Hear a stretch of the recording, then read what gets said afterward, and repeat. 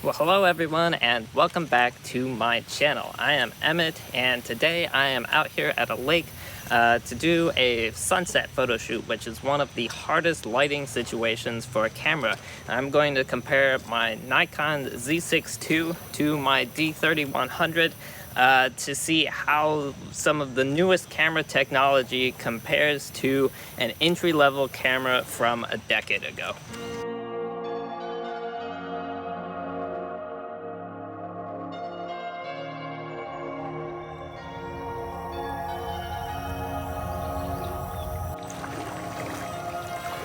So you guys have probably heard a lot of photographers say, and I would be one of them, that you can get really great photos from a cheap camera.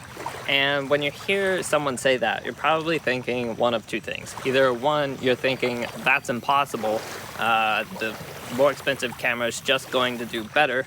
Or two, you're thinking, if I can get great photos from a cheap camera, why in the world would I want to pay for an expensive one? So today I'm going to address a comparison of an expensive camera and a cheap camera, the Z6 II versus the D3100 in the real world. So to do that, I've come out here to photograph this sunset. It's looking a bit dull right now, but hopefully it will liven up a little bit later on. It's actually one of the most difficult situations for your camera, and so that's what's going to make it a really good test. So what we've got going on right now is you've got a really bright sky. The sun is generally going to be coming in, right above everything as it comes down. So it's shining directly into the camera lens. But then on the ground, you've got all your trees down here and so forth, and the sun is coming in and it's shining on the back of them. So the front that we would be photographing is in shadow. So you've got a bright sky and a dark ground. Then you, as a photographer, have to try to figure out how to compensate for that with the features that are available to you in your camera. So what I'm going to do is I'm going to get out both of the cameras here. I'm going to set up a composition and wait for some good light. And then I'm going to show you what the process of photographing a sunset might look like with both a really expensive camera and a cheap camera.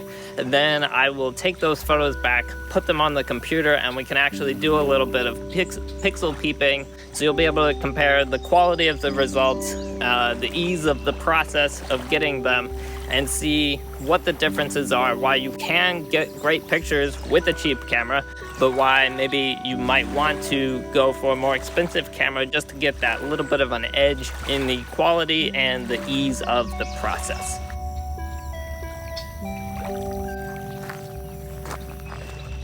Okay, so I'm actually walking away from the water a little bit just because of the lens that I have for the D3100. Is not really as wide as I would like to get this shot. So we're just gonna set up back here. Alright, so I have the shot lined up right now, but unfortunately the lighting is just not really what it was even a few minutes ago. It is getting pretty dark, but I am gonna go ahead and shoot a few pictures here, try to see what I can do with it, and if it will work for this comparison. So first off, I've got the D3100 right here on the tripod. So I'm just gonna handhold this camera. I think it'll still give us a fair comparison. And I'm gonna get a shot with each camera comparing just a single shot image of a sunset. And so what that's gonna do is it's gonna give us the opportunity to see how much data there is in the raw files. So as a photographer, when you're shooting a picture of a sunset, you have to compensate for the very bright and very dark portions of that image. And one way to do that is just, if there's enough data in your raw file, to pull the highlights and the shadows in so that you get an even exposure just using the data that's in that raw file. I'm going to try to make the shots relatively line up, so I'll just put the Z6 II here and shoot it at a similar, similar frame. Okay, now right off the bat with these photos, what we're going to see is that with the Z6 II, I can see the shot that I'm about to get on the camera's screen, whereas with the D3100, I have to actually take the shot and look at it on the back. to see what it looks like. So that's just helpful between the cameras right off the bat, so I can see that this picture is overexposed before I've even taken it. So we'll just set it for the ground. Okay, and so as you can see right now, the sky is actually getting fairly dark. However, I do want to show you on the camera screen, there is still, even at this point in the sunset, there's still a pretty good difference between the bright and dark areas of the image. So you can see here's my my brightest image, and it's nicely exposed on the ground, but you'll notice over in there the sky looks completely flat, which clearly it doesn't in reality. If I switch then to my darkest image, you can see that the sky looks pretty good matching up there, but the ground looks super black. So even though this isn't the most vibrant sunset, I do think it is going to work for this comparison. Okay, so now that I have done that, I'm just going to try to get a few more shots that I will HDR merge. So for this part, I need to get all of my shots neatly lined up together. And then I need to adjust the exposures on them such that I have an exposure for each part of the image, as well as I maybe want a brighter one and a darker one than I would even necessarily want, just to have a little bit more data when I merge everything together. With the D3100, in order to do that, I'm going to have to manually click through each stop of the exposure and take another picture, because it doesn't have automatic bracketing. On a tripod that works pretty well, but handheld there's a high risk of you moving around between shots so much that your photo editor on the computer won't be able to stitch it together properly. On the Z6 II, on the other hand, I do have that automatic bracketing feature, and then when I take a burst of photos, it's going to take several different exposures in sequence automatically that then I can align on the computer. And it takes so many frames per second that I don't really need to put it on a tripod, because I'm not going to drift that far off course in the second that it takes me to get the 5 or so images that I want to get.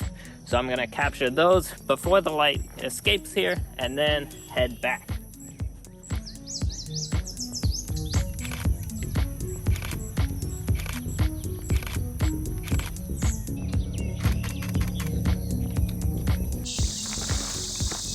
Alright, so it is actually 10 minutes before the sun was supposed to set, but because of the clouds that have moved in, the light's just really pretty much gone at this point. There never really was any brilliant sunset, which is the main challenge of shooting sunsets. More than your composition and your technical side of things, is really just getting a day that has a good sunset. And so it wasn't quite as brilliant as I hoped, but I do think that we're going to be able to do our comparison with these photos. So I'm gonna head back and I'll put them all on the computer, and we'll look through them and see what looks good, how easy it was for each camera to get that shot, and so forth.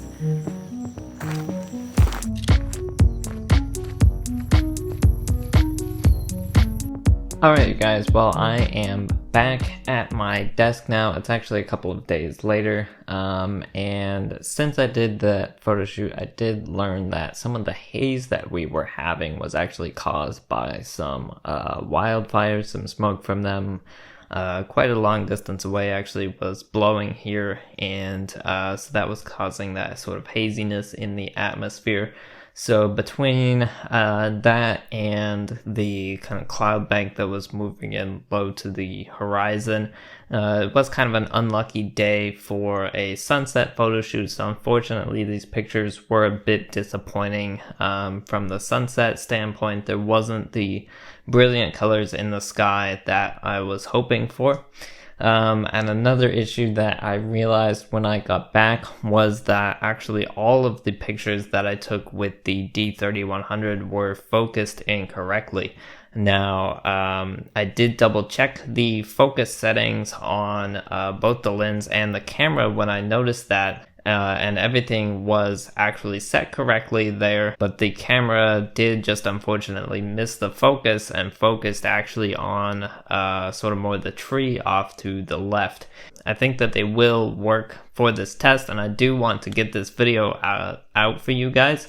So I am just going to go ahead and roll with it here, and we'll go ahead and take a look at them anyway. I did get some good pictures from the other camera, and so that kind of illustrates a point there that if you need to rely on that camera, you are going to want to buy a more expensive camera. If you get a cheaper camera, it may not be as reliable for some things like the autofocus, and you'll end up kind of throwing more pictures away and having to double check it more to make sure that you pick out the good shots. So let's take a look at the files that I got here. First, I'm gonna take a look at the raw files individually that came out of each camera, and then after that we will take a look at some HDR merges of those files.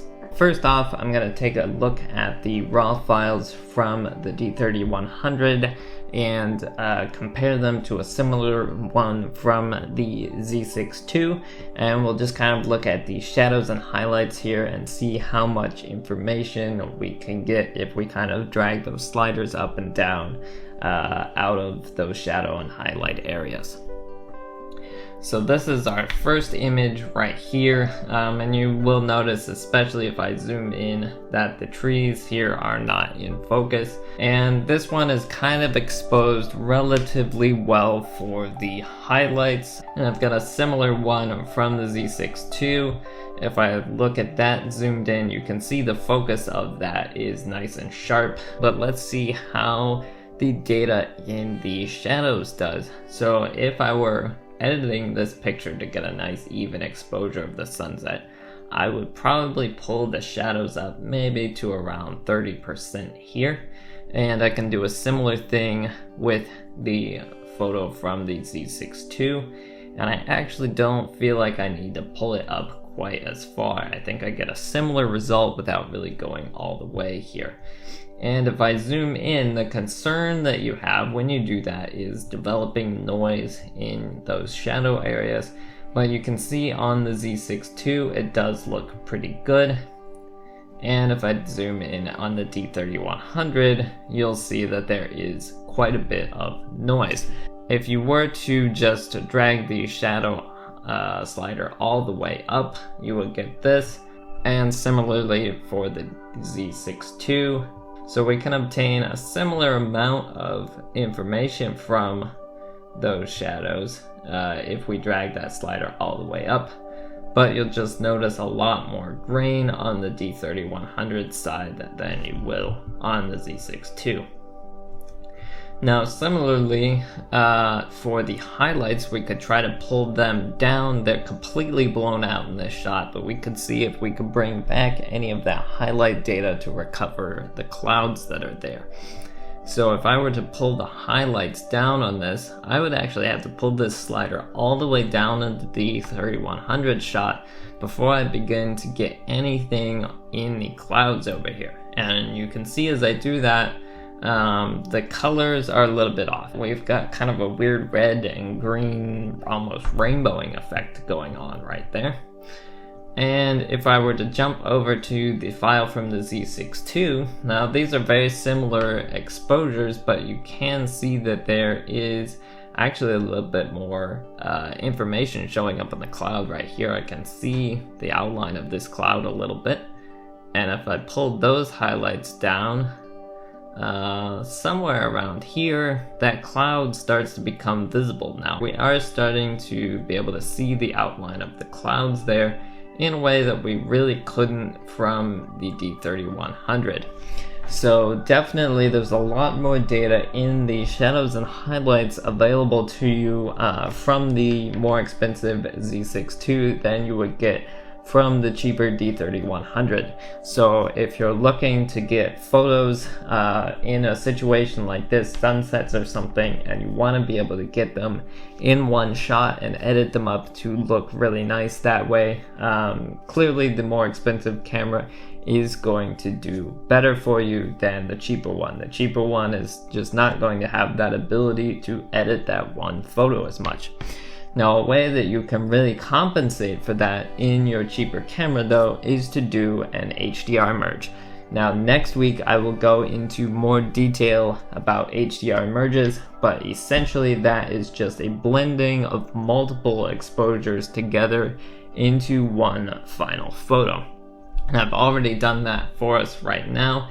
So this is the result if we were to do that with 4 photos from the D30-100 using those raw files. And this is the result if we did the same thing with the Z6 II. And what you'll notice here is actually they look fairly similar. The D30-100 has nice data here in the clouds. We can see all the detail there, the colors there look very nice. But of course these trees over on the left hand side also look quite nice and well exposed. Unfortunately, of course, the focus is completely wrong, and it does become pretty obvious in this photo that the trees in the center are blurry while the trees along the outside edge are very sharp.